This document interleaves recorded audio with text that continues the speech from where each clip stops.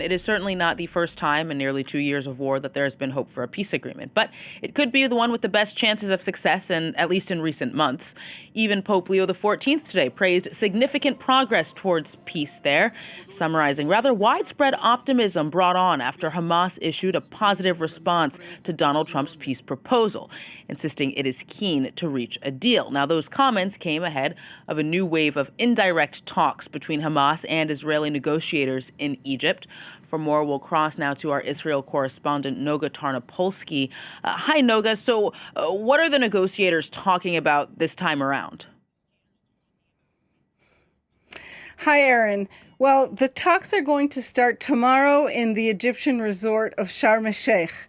And it's unclear what exactly they'll be talking about. It's unclear for one, because Israel announced yesterday, I believe, that the only subject they are willing to discuss is the release of the hostages, which is the first step of the 20-principle plan released by President Trump. But there are many other subjects and many other, I would say, still inconsistencies between demands being made by both sides separately. And we don't know about the details. But on the other hand, I also have to say we don't know what they'll be talking about, because there is a sense that President Trump has dispatched his envoy, Steve Witkoff, and his son-in-law, Jared Kushner, and that they're basically coming to the region to bang on the table and say, you guys make an agreement come hell or high water. So it is unclear how much leeway there is going to be for these discussions to take place.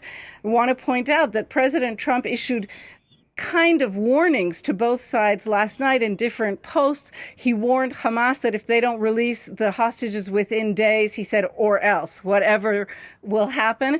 And towards the Israelis, he also kind of locked Prime Minister Netanyahu in by releasing a map of the Israeli army withdrawal from Gaza and saying Israel has already agreed to this. So we're not sure how much room for maneuvering there will be, but the talks are intended to work out the details that could make this 20-principle plan happen. Noga, so, I mean, as you have kind of suggested there's a lot of pressure from the White House. Donald Trump wants the immediate release of all hostages and for Israel to stop bombing Gaza. Both sides then facing, again, intense pressure then by the White House. Very much so, and this really is a first. I mean, the set of 20 principles that was posted and presented by President Trump is not really different from the proposition brought forth 18 months ago by the Biden administration. It's almost indistinguishable, but Israel at that time rejected it. Hamas didn't even relate to it. And now we see a White House that appears really intent on making this happen, and a president who is less interested in the details than in getting results and getting a victory shot. And that may be the main difference, in addition to the exhaustion felt, I think, by everyone after 2 full years of war. Noga Tarnopolsky, our correspondent in Israel, thank you very much.